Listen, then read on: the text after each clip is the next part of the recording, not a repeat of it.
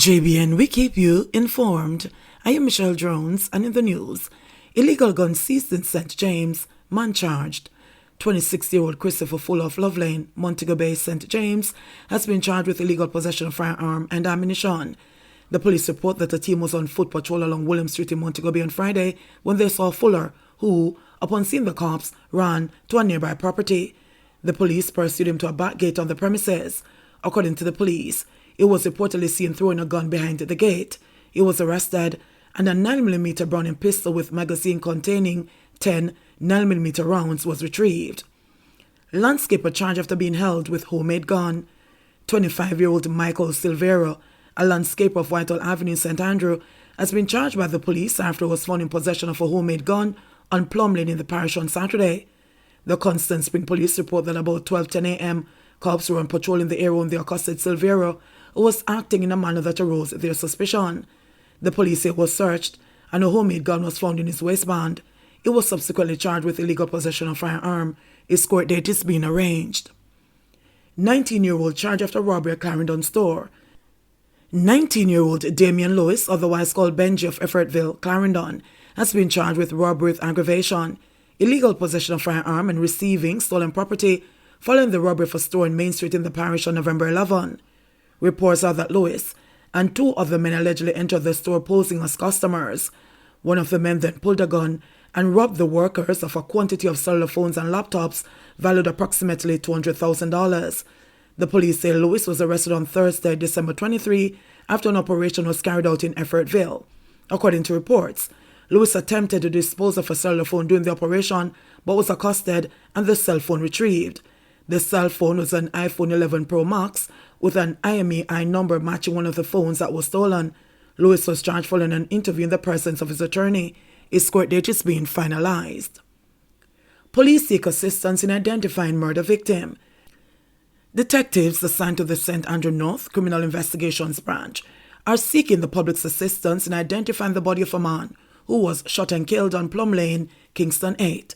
The body is of dark complexion, slim build, about 168 centimeters or 5 feet 6 inches long, has low-cut hair and appears to be in his late 50s. It was clad in a light green t-shirt, dark blue jeans, and brown shoes. According to police reports, residents heard explosions at about 3:30 a.m. on Friday, December 17, and summoned the police. On arrival of the lawmen, the man was seen lying on his back with gunshot wounds. He was pronounced dead at hospital. Anyone with information that can assist the police in their investigation is being asked to contact the Constant Spring CIB at 876-924-1421, Police 119 emergency number, or the nearest police station. Public safety concerns again in Brownstown.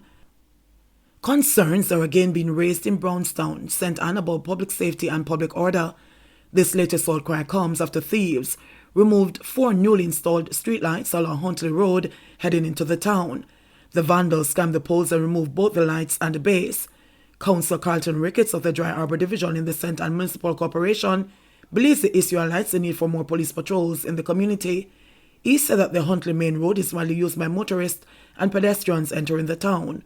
Accordingly, he said the theft of the streetlights creates an avenue for criminals to target unsuspecting persons, especially students coming from night classes at the nearby community college. Court orders police to return funds and security system confiscated from businessman. Words cannot express the joy businessman Lester Rooms felt last week when he described an order by the Supreme Court for the police to return his money and surveillance security system as the best Christmas gift ever.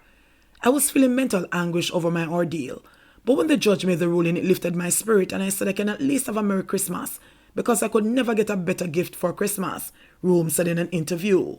Rooms is the operator of the bottled water distribution company, Nature's Pure Bottling Company, as well as Pally Royal Guest House, Pally Royal Nightclub, and the Fireside Restaurant at 14 Ripon Road. He said he was at his business place at 14 Ripon Road, Kingston 5, at 9:30 p.m. on July 23 this year when the police showed up, saying they wanted to search his office. He said he facilitated the search by opening the office door to his guest house and nightclub. He asked to see a search warrant and was told by the police that they were not under any obligation to show him one at that point, but would do so when they got to the police station. He said the police then removed $198,650, which he had in a drawer as the payroll for his staff at the bottling company, as well as his digital video recording surveillance system, which he used to monitor the premises and deter criminal activities. It was taken to the police station, and after being asked his name and age, a sergeant of police told him that he was being warned for prosecution. He was released at 2 a.m. the next day, and then informed that he would hear from the police in due course. When he asked Detective Inspector Kenisha Gordon how he was going to get back to his business place, Rooms disclosed that a police sergeant offered to take him back to Ripon Road. He said he was forced to ride in the back of a police vehicle with 3 other men, which he said put his health at risk as a mature man because there was no social distancing. Rooms filed a suit in the Supreme Court in July against Detective Inspector Kenisha Gordon of the Counterterrorism and Organized Crime Unit, CTOC, who led the operation, and the Attorney General. He stated in court documents that the warrant was issued to Inspector Gordon to search the premises on the basis that certain females were being unlawfully detained for the purposes of immoral activities to be carnally known by any man. However, Rooms is denying any such activities. Attorney at law Hugh Wildman, who is representing Rooms, applied for a mandatory injunction to compel the respondents to return the money and the equipment.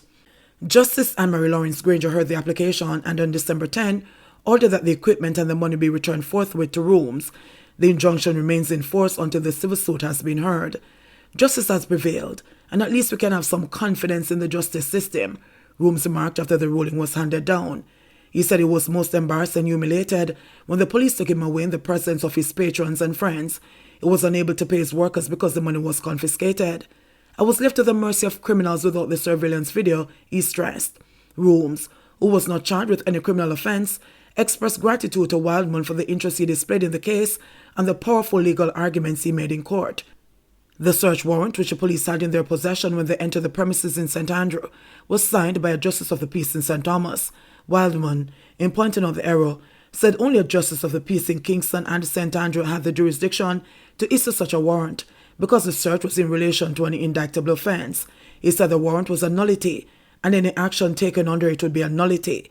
Wildman said Attorney at law Robert Clark, who represented the respondents, had consented that the surveillance video should be returned.